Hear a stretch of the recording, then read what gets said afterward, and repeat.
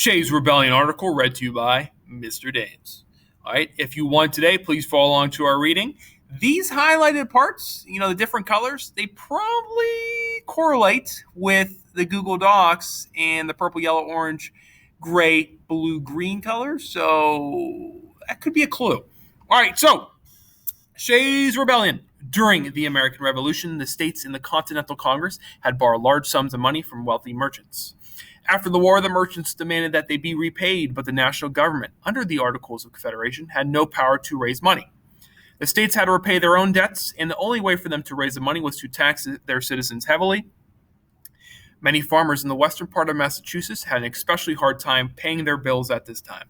The Massachusetts farmers, many of whom were war veterans who had never been paid, owed about 1/3 of their income for state taxes. And the Massachusetts legislature refused to issue paper money as other states had done. Those farmers who could not pay their taxes had their farms taken away by state courts. Court officials then auctioned off the farms and used the money from the sale to pay their taxes. Farmers who could not pay their personal debts were often put into prison. The farmers asked Massachusetts legislature to lower taxes and let them pay taxes and other debts with farm produce. They begged the legislature to stop jailing people who could not pay their debts. Instead, the legislature listened to merchants and bankers to whom the farmers owed money. It refused to pass laws to help the farmers. Because they could not get help through legal means, a group of farmers decided they had no choice but to rebel. Their leader was Daniel Shays, a former Revolutionary War captain.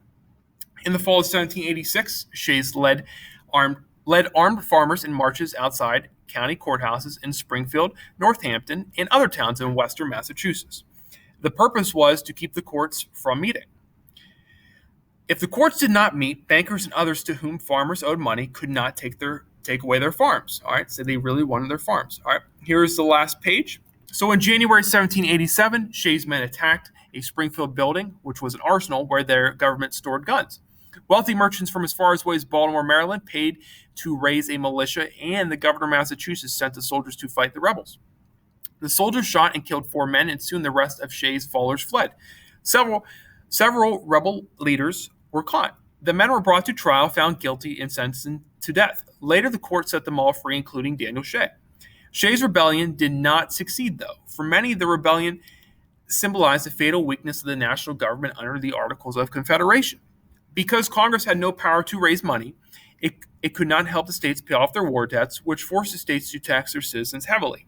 Moreover, Congress could not raise a national army without unanimous consent of the states, so it was unable to act in a time to assist Massachusetts.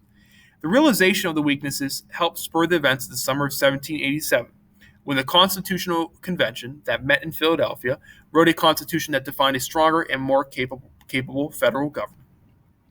All right, so you may start on your reading assignment.